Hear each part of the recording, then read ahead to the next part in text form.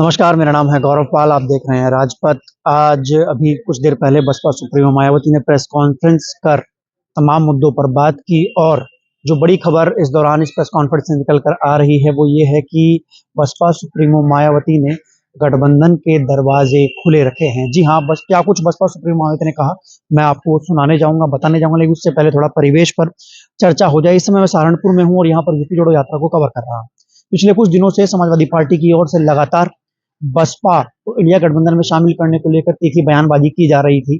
सपा के कुछ नेताओं द्वारा कहा गया कि अगर बसपा को इंडिया गठबंधन में शामिल किया जाता है तो सपा गठबंधन छोड़ देगी।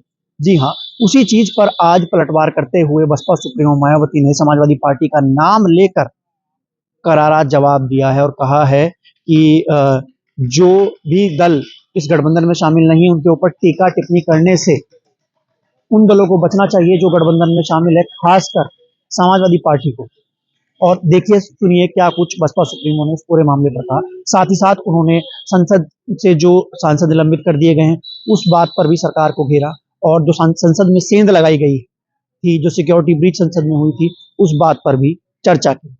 संसद के वर्तमान सत्र के दौरान दोनों सदनों के रिकॉर्ड संख्या में लगभग 150 विपक्षी सांसदों का निलंबन होना सरकार व विपक्ष के लिए भी कोई गुड वर्क व अच्छा कीर्तिमान नहीं है। इसके लिए कसूरवार कोई भी हो, किंतु संसदीय इतिहास के लिए ये घटना अति दुखद, दुर्भाग्यपूर्ण व लोगों के विश्वास को आघात पहुंचाने वाला है। और इसी दौरान माननीय राज्यसभा सभापति का संसद परिसर में निलंबित सांसदों द्वारा मजाक उड़ाने का वीडियो वायरल होना भी अनुचित व अशोभनीय है। इस प्रकार से सरकार और विपक्ष के बीच जबरदस्त मतभेद, तनाव व टकराव वाली घटनाओं से देश के लोकतंत्र एवं संसदीय परंपराओं को शर्मसार होने से बचाना बहुत जरूरी है।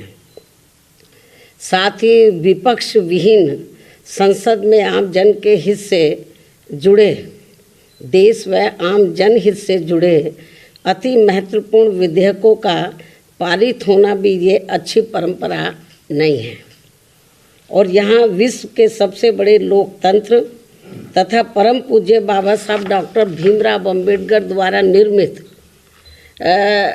यहाँ पवित्र संविधान, संसद व अच्छी संसदीय परंपराओं को बचाने की जिम्मेवारी किसी भी एक की नहीं है, बल्कि सभी की है और जिसे सभी को मिलकर निभाना चाहिए। इतना ही नहीं, बल्कि अभी हाल ही में संसद की सुरक्षा में जो सेंध लगाई गई है ये भी कोई ठीक नहीं है। ये अति गंभीर व चिंतनीय भी है और इस मामले में सभी को मिलकर संसद की सुरक्षा की तरफ विशेष ध्यान देना चाहिए। एक दूसरे पर आरोप प्रत्यारोप लगाने से काम नहीं चलेगा, बल्कि इस मामले को सभी को गंभीरता से लेना चाहिए तथा इसके जो भी दोषी व षड्यंत्रकारी हैं तो उनके विरुद्ध सख्त कानूनी कार्रवाई भी होना अत्यंत जरूरी है तथा ऐसे में इसके खुफिया विभाग को भी अब काफ़ी सतर्क रहने की ज़रूरत है ताकि आगे कभी भी ऐसी घटना की पुनरावृत्ति न हो सके। इसके अलावा विपक्ष के गठबंधन में बीएसपी सहित अन्य जो भी पार्टियां शामिल नहीं हैं, बीएसपी सहित अन्य जो भी विपक्षी पार्टियां शामिल नहीं हैं, तो उनके बारे में किसी को भी बेफजूल कोई भी टीका टिप्पणी करना उचित नहीं है तथा इससे इनको बचना चाहिए। मेरी इनको यही सलाह भी है, क्योंकि भविष्य में देश व जनहित में कब किसको किसी की भी ज़रूरत पड़ जाए ये कुछ भी कहा नहीं जा सकता है। अर्थात फिर ऐसे लोगों को व पार्टियों को भी काफ़ी शर्मिंदगी उठानी पड़े, ये ठीक नहीं है।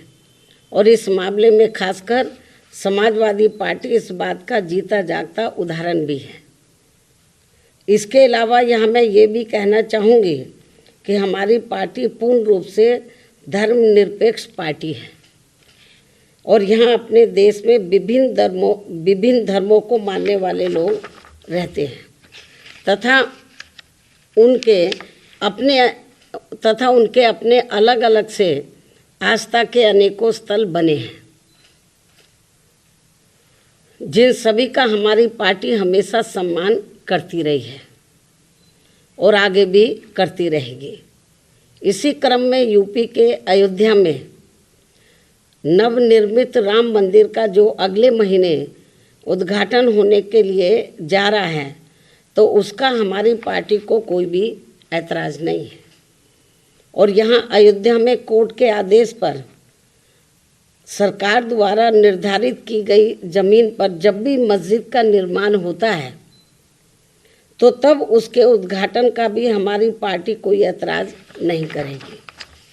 अर्थात हमारी पार्टी सभी धर्मों के स्थलों का पूरा सम्मान करती है, लेकिन पिछले कुछ वर्षों से इसकी आड़ में जो राजनीति की जा रही है, जो घिनौनी राजनीति की जा रही है, ये अति दुखद व चिंतनीय भी है, जो नहीं होना चाहिए, क्योंकि इससे अपना देश कमजोरी होगा, मजबूत नहीं, तथा इससे लोगों में आपस में नफरत पैदा होती है, जो ये कतई भी उचित नहीं है। इस बात का भी सभी को पूरा ध्यान रखना चाहिए। इन्हीं कुछ खास बातों के साथ ही अब मैं अपनी बात यहीं समाप्त करती हूँ। धन्यवाद।